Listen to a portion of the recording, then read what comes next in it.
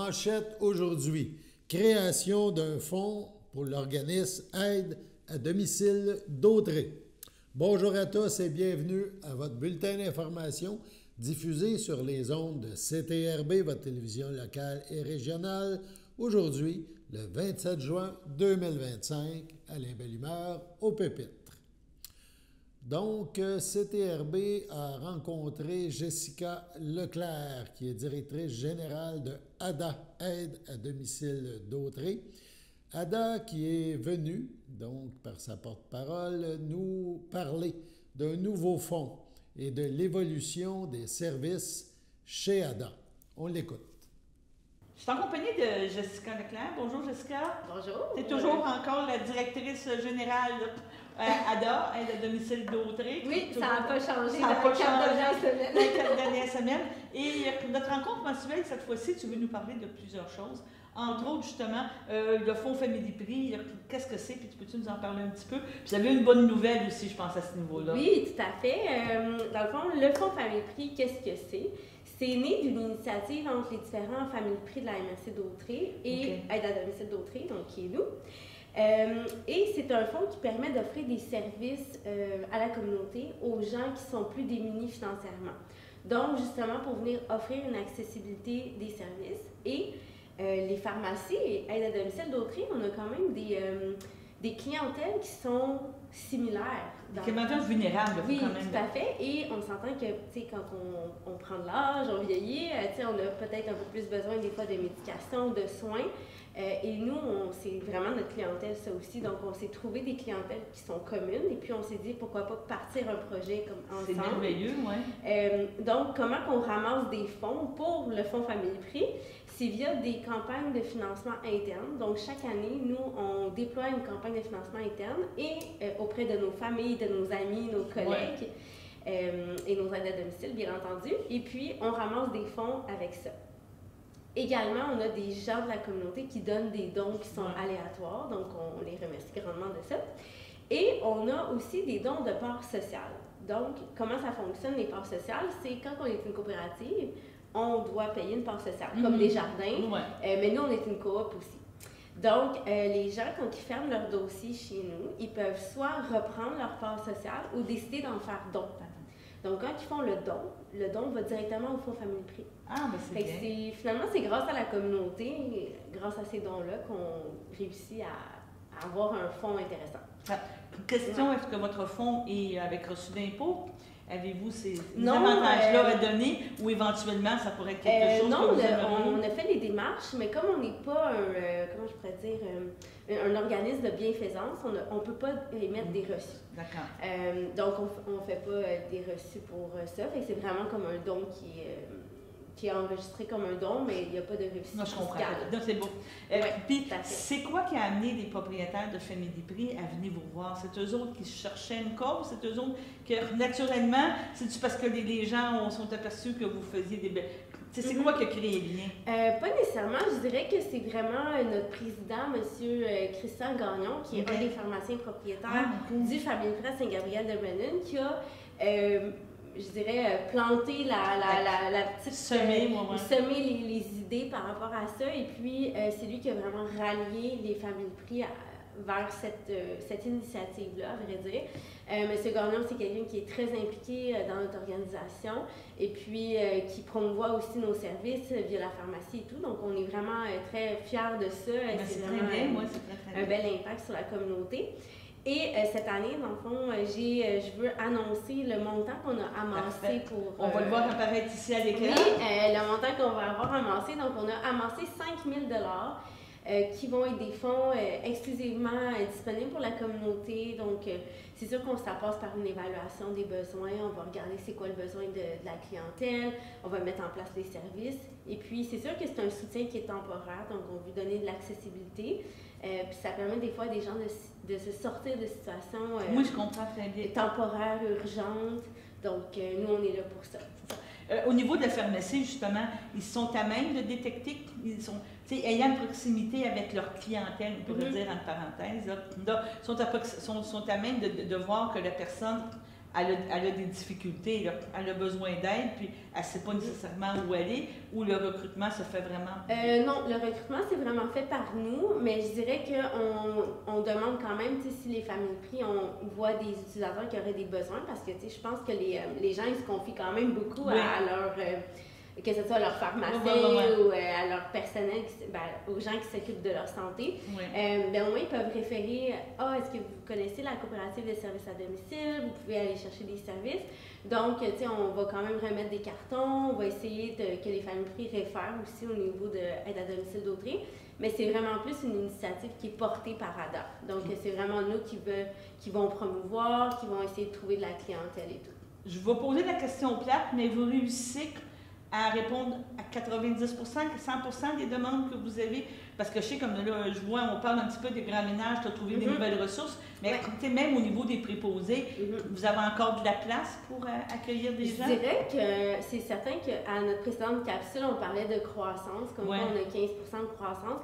Je dirais que oui, la demande est répondue, mais le besoin est tellement grandissant que faut qu'on continue d'embaucher pour être capable de répondre à cette demande-là. Donc, oui, on répond à la demande. Par contre, les besoins vont en grandissant. Donc, pour suivre cette demande-là, on doit continuer d'embaucher. Je dirais qu'en ce moment, on est vraiment... C'est des nouveaux qui tournent. Donc, on a peu de plages disponibles en ce moment, mais on a une embauche qui est en continu. Ça, c'est plus au niveau des travaux légers. Je dirais qu'on a des petites listes d'attente, mais quand même... Pour être capable d'embaucher, il faut avoir une liste d'attente parce que sinon... C'est une roue qui tourne, on comprend. Exactement. Sinon, on n'a pas d'heure à attribuer à cette nouvelle aide à domicile-là. Donc, c'est certain qu'il faut un certain nombre de dossiers en attente pour pouvoir embaucher. C'est ça. Il y a un roulement de ça. Tu me parles que tu as des nouvelles ressources au niveau des grands ménages. Tu dois être fière d'avoir des gens qui sont prêts à faire ça parce que avec les dernières températures qu'on a eues, les grosses chaleurs, l'humidité, c'est pas toujours évident. Effectivement, mais on a été chanceux parce que ça l'a tombé dans le week-end, dans la fin de semaine, et le congé férié, on ne travaillait pas. Donc, c'est certain que... mais oui, il y a des indices... Il faut faire attention aux indices de chaleur. On a des éléments qu'on communique pour la prévention, justement, parce qu'on n'a pas des coups de chaleur, etc. Mais concernant les ressources en grand ménage, oui, on est vraiment content des résultats, dans le sens que nous avons embauché notre 6e ressource en grand ménage et lavage de fenêtres. Et aussi, on est une des seules coopératives dans la Naudière à donner le service de travaux lourds. C'est un service qui est très difficile au Québec. Là. Il y a beaucoup de demandes, même les menus travaux, on n'est pas tout à fait là encore, mais c'est un service qui est en demande et puis nous, on est contents de pouvoir l'offrir à notre MRC, dans le fond. Là. C'est vraiment un succès. Donc, c'est ça, on a une 6e ressource. Il reste encore plusieurs plages horaires, justement parce que là, on ajoute des gens, donc les calendriers... On veut les faire travailler, puis on veut les garder. Oui, tout à fait. Les calendriers ne sont pas pleins. Donc, encore, on a des disponibilités pour juillet, août. Même pour à l'automne, on a un autre regain. Donc, à l'automne, on va avoir d'autres plages horaires de disponibles. Donc, c'est vraiment un succès pour cette année. Ah, bien, c'est très, très bien. Tant mieux. Ça va très bien. Et en terminant, vous avez changé les façons des paiements. Vous avez... faire une amélioration, vraiment une tangente. Peux-tu nous en parler un petit peu? Oui, au niveau des paiements, on a décidé de passer à un seul mode de paiement. Donc, maintenant, c'est le débit préautorisé. Avant, on acceptait des chèques à agent comptant, mais dans une optique de passer vers une transition qui est plus numérique, on a décidé d'adopter un seul mode de paiement. Ça permet, entre autres, de nous être plus efficaces au niveau de nos opérations. Moins de manipulation, ça entend. Oui, effectivement. Et aussi moins de retard au niveau des paiements, parce que c'est certain qu'on est une coopérative de services à domicile. Donc, c'est important que les services soient payés quand ils sont dus. C'est ça. Parce qu'on a un fonds de roulement, donc ça, c'est important. Et puis, ça permet d'éviter des retards, des oublis aussi. Des fois, on travaille avec une clientèle qui est un peu plus vieillissante et des fois, il oublie de venir porter le chèque ou c'est plus difficile de suivre le calendrier de paiement.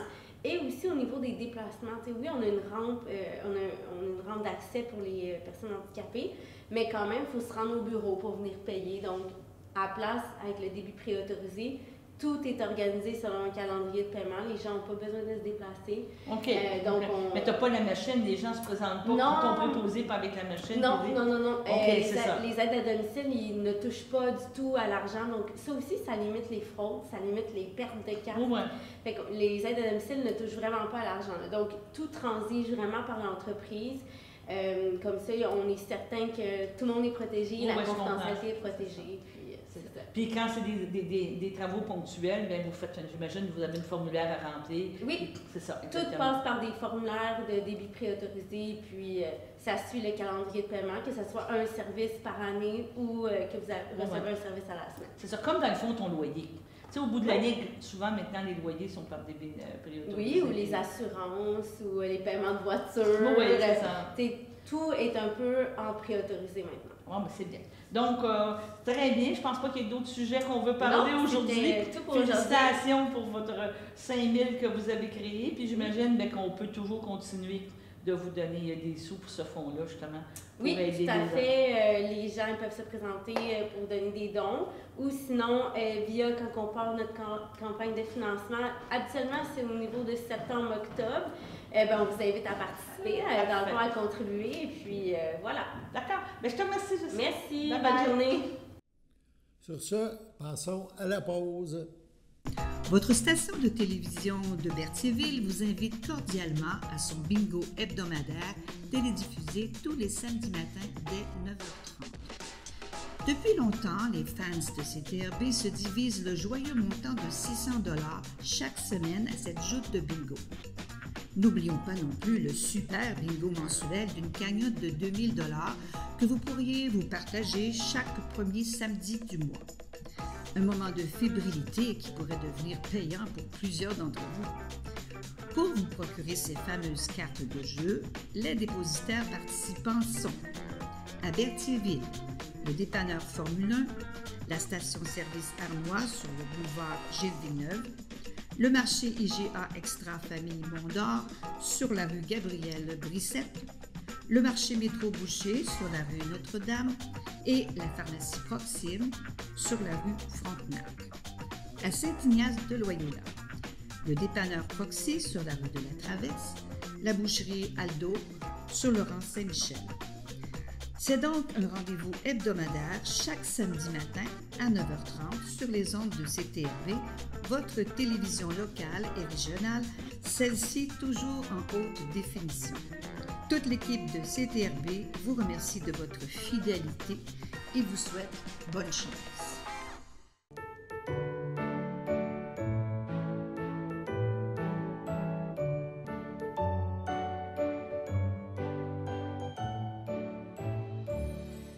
Voici donc les anniversaires pour aujourd'hui et pour les prochains jours. Tout d'abord, 26 juin, les filles d'Isabelle de Berthier souhaitent bonne fête à Cécile Girard et à Jacqueline Leclerc. La FADOC de l'île du Pas souhaite bonne fête à Louise Champagne et à Marie-Claude Chapdelaine. Demain, 27 juin, le Centre d'action bénévole d'Autrey souhaite bonne fête à Marielle Pagé et les filles d'Isabelle de Berthier souhaitent un heureux anniversaire à Marie-Paul Bédard. 28 juin maintenant, le Centre d'action bénévole d'Autrey souhaite un heureux anniversaire à Jean Malo et la FADOC de l'île du Pas souhaite bonne fête à Michel Gagné. 29 juin maintenant, la FADOC de l'île du Pas souhaite bonne fête à Louisette Bellé et à André Fréchette. Également, 30 juin, la FADOC de l'île du Pas souhaite bonne fête à Diane Michaud. À souligner, l'équipe de CTRB prendra congé le 30 juin. C'est pourquoi on vient de vous annoncer les anniversaires jusqu'au 30 juin. Nous serons de retour pour vos nouvelles, votre bulletin de nouvelles, le 1er juillet. Une nouvelle candidate a été présentée au sein de l'équipe André Villeneuve à Lanoraie en prévision des prochaines élections municipales.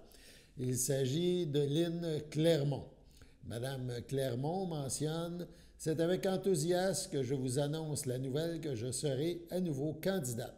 à l'élection de l'automne prochain avec André et toute l'équipe Villeneuve. Évidemment, je me porterai candidate dans le même district, soit le district numéro 1. Ces 4 années ont passé tellement vite et j'aime tellement travailler à l'avancement de projets avec vous tous. De tous les dossiers que j'ai pilotés, il y en a 3 qui me tiennent beaucoup à cœur: la sécurité routière, l'habitation et apporter de l'aide aux jeunes comme aux moins jeunes. Concernant la sécurité, on n'a qu'à penser aux nombreuses actions que nous avons posées afin de faire en sorte que les gens se sentent davantage en sécurité sur nos routes. Création d'un groupe de travail formé de citoyens afin de réaliser le plan d'action en sécurité routière. Formation maintenant des jeunes du primaire pour l'obtention de leur permis de piéton. M. Villeneuve, l'actuel maire, candidat à la mairie, donc ajoute: Lynn est une femme de cœur, toujours disponible pour soutenir les gens, que ce soit dans des projets ou dans des épreuves. Pour Lynn, une réponse ne se limite pas à un non, mais plutôt comment on peut y arriver. Alors, je suis vraiment heureux que Lynn ait accepté de continuer dans cette belle aventure. Écoutons maintenant un court extrait réunissant Mme Clermont et M. Villeneuve.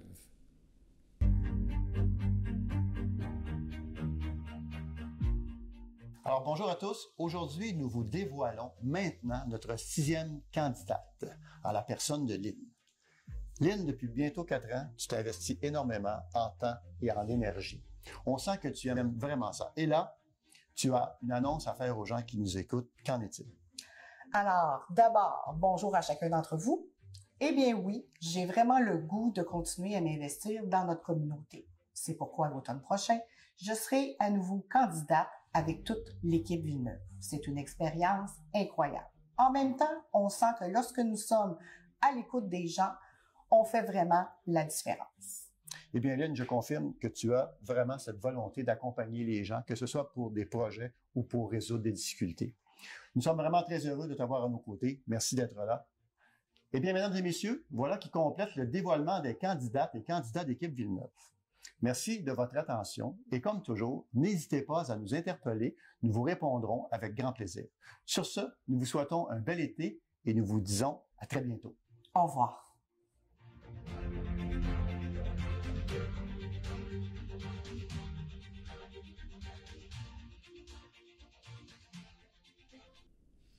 À l'approche des déménagements, la direction de la santé publique du Centre intégré de santé et des services sociaux, le CI3S de Lanaudière, vous invite à prendre des précautions pour éviter la propagation des punaises de lit. Les punaises de lit peuvent en effet se faufiler dans des espaces aussi étroits que l'épaisseur d'une carte bancaire. Elles causent des lésions qui ressemblent à des piqûres de moustiques et souvent des démangeaisons. Si vous engagez une firme de déménageurs, informez-vous des mesures qui sont prises pour éviter que des punaises restent cachées dans les couvertures ou le camion. Si vous louez un camion, inspectez-le et passez l'aspirateur ou le balai avec soin avant d'y entrer vos articles.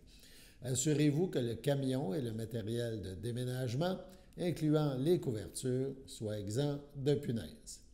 Fermez les boîtes de carton de manière étanche en bouchant les trous et les fissures avec du gros ruban adhésif. Gardez vos vêtements, votre literie et vos objets dans des contenants ou des sacs étanches jusqu'à ce que vous soyez certain que le nouveau logis est exempt de punaises. Inspectez soigneusement votre nouveau logis en portant attention particulière aux chambres. À l'aide d'une lampe de poche, vérifiez les fissures, les plinthes et les moulures. Les tapis et les moquettes sont également d'excellentes cachettes pour les punaises de lit. Nettoyez à fond toutes les pièces et passez l'aspirateur partout. Ensuite, jetez le sac ou le contenu de l'aspirateur dans une poubelle fermée à l'extérieur. Débarrassez-vous des objets laissés par les locataires précédents et évitez de rapporter chez vous des articles usagés en mauvais état ou abandonnés sur les trottoirs, matelas, sommiers, meubles en bois ou rembourrés. Si vous vous débarrassez de vos articles parce qu'ils sont infestés, inscrivez clairement dessus « Ajouter punaise » afin d'éviter que ces articles ne soient récupérés par d'autres personnes. Avisez votre propriétaire s'il y a des punaises de lit dans votre logement. Il devra alors faire appel à un exterminateur détenteur d'un permis valide et certifié pour l'utilisation de pesticides. N'essayez surtout pas de régler le problème vous-même. Les produits en vente libre nuisent au travail des exterminateurs. De plus, ces produits peuvent être très dangereux pour la santé s'ils ne sont pas utilisés selon les recommandations du fabricant. Sur ce, à ceux et celles qui changent d'adresse, on vous souhaite bon déménagement. Sur ce, également, passons à la pause. Voici une plaque porte-clés des amputés de cœur. Quand vous utilisez une plaque porte-clés, vous protégez vos clés. Si vous les perdez, la personne qui les trouvera pourra appeler au numéro au dos de la plaque. Ou les déposer dans une boîte aux lettres. Puis, les amputés de guerre vous retourneront vos clés. Tranquillement! Commandez vos plaques porte-clés aujourd'hui à amputédeguerre.ca. Et améliorer la vie des personnes amputées comme moi. Merci.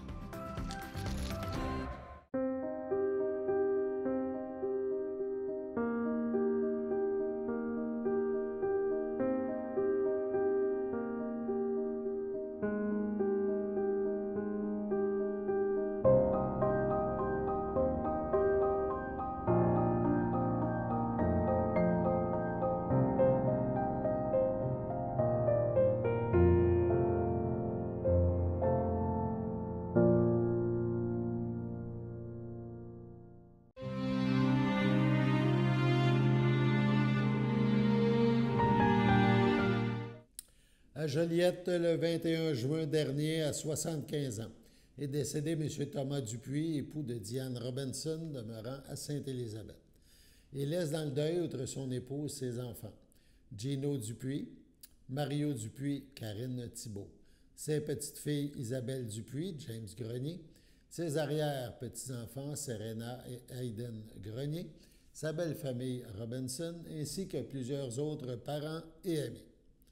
La famille vous accueillera vendredi 27 juin dès 14h au complexe funéraire Efterio situé 741 rue Notre-Dame à Berthierville. Un hommage aura lieu le même jour à 16h au salon.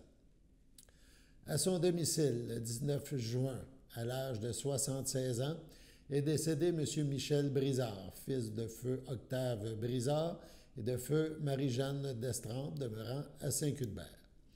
Il laisse dans le deuil ses frères et ses sœurs, Alain, Maurice, Marielle, Huguette, Carmen, ainsi que leurs conjoints-conjointes, son filleul David Sylvestre et sa sœur Annie, ainsi que plusieurs neveux, nièces, autres parents et amis. M. Brizard ne sera pas exposé et une cérémonie aura lieu en toute intimité à une date ultérieure. Au CHDL de Saint-Charles-Borromée, le 25 mai dernier, à l'âge de 57 ans, est décédée Mme Joanne Valois, conjointe de feu Michel Courchaine, demeurant à Saint-Ignace de Loyola. Elle laisse dans le deuil ses enfants, Dave Courchaine, Marilyn Chevalier, Juliette Courchaine, Nicolas Moreau, ses petites-filles, Léonie et Laura Courchaine, son frère, sa sœur, ses beaux-frères et belles-sœurs, Michel Valois, Daniel Fournier, René Valois, Jean-Yves Plante, Sylvie Courchaine, Marcel Courchaine, Claudine Courchaine, Daniel Champagne, Jocelyn Courchaine, Céline Lubelski, Martin Courchaine, ses nièces Karine et Audrey Valois, ainsi que plusieurs autres parents et amis.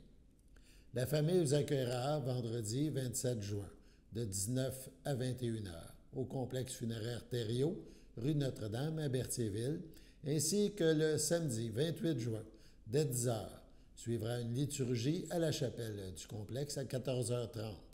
Madame Valois sera inhumée au cimetière de Saint-Ignace de Loyola le même jour. Le 4 juin dernier, au CHC du Château à Berthierville, à l'âge de 85 ans et 3 mois, est décédé paisiblement M. Ludovic Morin, né le 8 mars 1940, Fils de feu Joseph Morin, de feu Rose Anna Berger, il était l'époux de Mme Marguerite Hébert, avec qui il a été marié 62 ans. Il laisse dans le deuil, outre son épouse Marguerite, sa fille Joanne, Marc Leclerc, ses petits-enfants Simon Leclerc, Léa Cléré-Basile, Vincent Leclerc, Rebecca de Carufel, ses arrière-petits-enfants Jane et Jack. Il laisse également dans le deuil ses belles-sœurs et ses beaux-frères de la famille Hébert, feu Pierrette, feu Réal Boutin, feu Yvon, Thérèse Savoie, Denise, feu Charlie Hudon, feu Bruno, Pierrette Gosselin, feu Robert, Rachel Laurent Bellil, feu Étienne, Raymonde Roland Bédard et Régent, ainsi que plusieurs neveux, nièces, cousins, cousines, autres parents et amis. Il a été précédé par leur décès de ses frères et sœurs, Robert, feu Wilfrida Goupil, Bernadine, feu Michel Morin, Clément, feu Thérèse d'Avignon, Hélène, feu Julien Charette, Thérèse, feu Denis Landry, Claire, feu Raymond Lavoie, Marthe, feu Louis Villeneuve, Jean-Marie, Monique Roy et Joseph. La famille tient à remercier toutes les personnes qui ont participé à son bien-être. La famille vous accueillera à l'église de Saint-Cuthbert, rue principale, samedi 28 juin, 9h. Les funérailles suivront à 11h.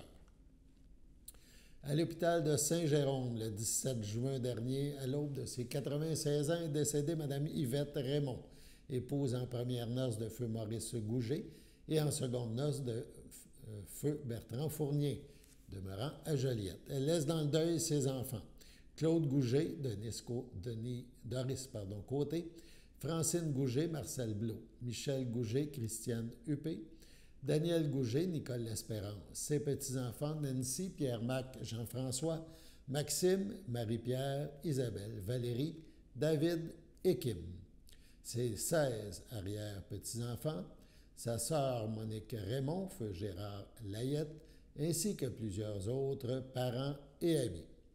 La famille vous accueillera dimanche 29 juin dès midi au complexe funéraire Efterio, 741 rue de Notre-Dame à Berthierville. Suivra une liturgie à la chapelle du complexe à 14h30. Sur ce, passons à la pause.